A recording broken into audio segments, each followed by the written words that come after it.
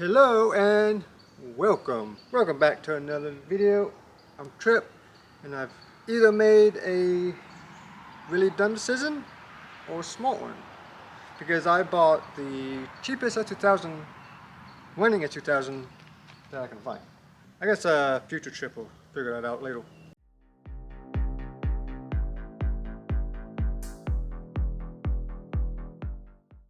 This is my new to me 2004 S2000. I've been looking for one of these for a good while now, maybe the past 2 years. I've been searching marketplace and stuff, trying to find a decent deal on one, because these, as you might not know, these cars are getting very expensive and they're not going down in value. So if you're gonna get one, might as well get it now, because they're not gonna get any cheaper. Because these are pretty awesome cars. They didn't make a ton of them, and it's kind of an iconic Honda, probably one of the best cars Honda ever made. So yeah, that's why these things are sought after. The value's only going to go up, and yeah, I've always wanted one since I have an FRS, and these cars get kind of compared to each other a lot. I want to see what the S2000 life was like. And every single time a S2000 will come up for sale on marketplace for a reasonable price, even if they're blown up, wrecked, bad transmissions, they always go super fast, and I always get ghosted. I never get a reply back most of the time. Luckily this guy replied back. This was for sale for only 2 hours when I messaged him. Luckily he replied back to me, and I was able to pick this guy up. So how much do you think I paid for this? I paid $6,300, which doesn't sound that bad. Pretty cheap for an S2000. But this is the nice side, the good side. Let's see the other side.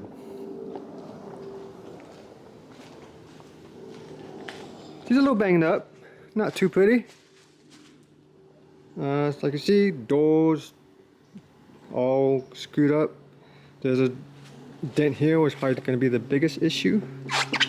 This is that dent, scratching this bumper. There's a big chip out of that wheel. Yeah. So she's a little rough for real. Back of the car, it's not so bad. It's a little messed up though. Cheap eBay wing, I guess. This wheel has a huge dent in it. You can see there. As far as I know, not hard top, but the soft top doesn't leak, but it does need some seals here and there. This side's pretty nice, except for this fender dent here. There's a big hole in the bumper. If I had to guess, you maybe hit like a trailer hitch. Maybe. Yeah, hood's not latching. I picked this guy up last night, so these are just like the obvious cosmetic things that I'm sure I haven't like dug deep into this car at all. I haven't even drove it other than on and off the trailer. She does run. She's a little oily. This car does sit up for what he said 6 months or so, because the car would not start, so it had starting issues. He didn't know what was wrong with it. He said he thought it was something clutch related, which I kind of took as a red flag, is maybe this kid doesn't know what he's talking about. So we had to swoop in pretty quick. I know that sounds bad, but sometimes you gotta do what you gotta do. Like I said, the car has starting issues. He couldn't get the car to start. Pretty sure just the battery. He tried to jump start it with his fit, not my fit, which these cars have tiny batteries. And the car would try to start over, but it just wouldn't run. It kind of chugga a little bit. And I tried with my first jump starter. I have 2 jump starters. My lesser of the 2 jump starters, which was pretty much dead. I didn't charge it before I took it. It was able to start this car, so I never got to see the car run or anything. So I kind of took a big gamble on buying it. It's a big gamble because the engines in these cars are getting really expensive for good ones, like 5 or 6 grand for one of these engines. So That definitely raised the price of this car by quite a bit. So I was like kind of crossing my fingers that it would be fixable.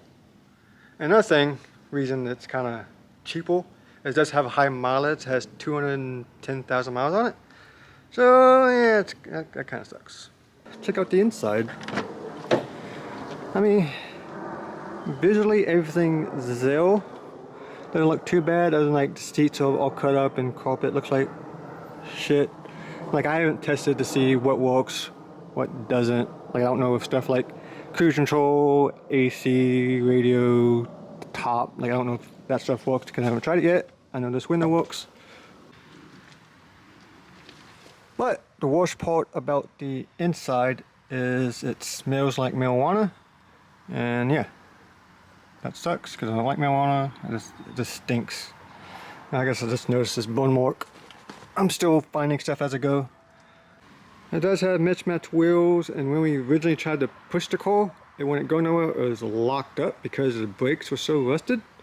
I essentially had to jack up each corner and break each one loose, but this one I could not break loose. I gave it all I could. I could not break this guy loose, which really sucked. I was starting to run out of options, so we were going to take this wheel off, take the pad out, but this one has those shitty keys, and he didn't have the key, so I couldn't even take this wheel off. So that's something I'm going to have to find a new key for that. Which this needs new wheels anyway. If you haven't noticed, that's a mismatched wheel from the other three. So since we couldn't move the car, starting to run out of options, and so I wanted to try one last time to start it. So I grabbed my other battery brick, which this top version one, it's not sponsored by any means. This thing's a beast. It always works. It holds your charger really well. I can jump things off a ton of times before I ever had to charge it, and this thing works. My other one, I'll post a brand of my other one. I don't like that one at all. But when I hooked this one up to it, it started right up. First time, no problem. Ran for a few seconds. It died. Reset it, started again, and she stayed running, essentially for the rest of the time. And it kind of runs pretty good, like engine-wise. Like I haven't like driven it or anything, but just idling, it sounds decent. I was able to drive it up on the trailer, and note this whole time it's raining, it's getting dark, I'm cold, miserable, I'm getting muddy because it's in kind of a grassy dirt area. So that's always fun, loading stuff in the wet mud.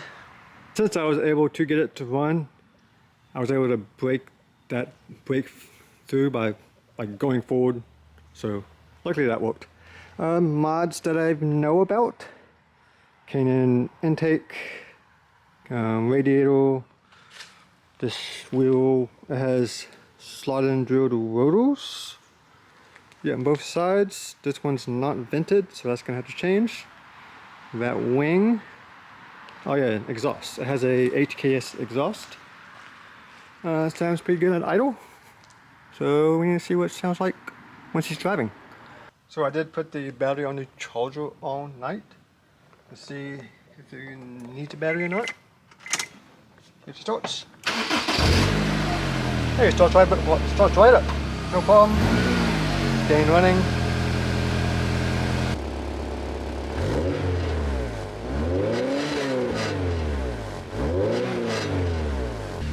Now let's see if the roof works.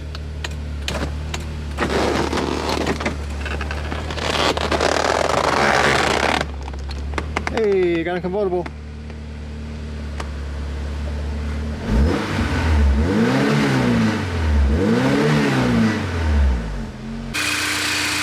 Hey, you see she's pulling like a kitten. I'm not hearing any loud knocking or anything. Definitely has some oil leaking, so I'm definitely going to have to replace a bunch of seals and gaskets and stuff like that. And just a lot of love in general. And I guess the top isn't completely down, so we need to figure that out. This new thing to learn. And did also come with this god-awful ugly bumper. And an engine, engine intake in box. I'll probably throw that for sale, and I'll see if I like this any better than what's on it. I haven't really looked at it. But I do have a little confession to make. I've never actually driven an S2000. I've ridden in them, but I've never actually driven one, other than on and off the trail, which is, you know, a few feet. So maybe I'll go take it around the block, take it for a spin. I'm not gonna go very far and very fast because one, hood latch isn't working. It's latches, but it's not locking. So yeah, not gonna go very fast, just put around the neighborhood and see if there's anything else wrong with the car. I'd like to figure out what's all wrong with it so I can start working on, figure out what all I need to replace and fix. And obviously my biggest thing is that door. Biggest thing that has to be replaced. So yeah, let's go for a spin. Maybe.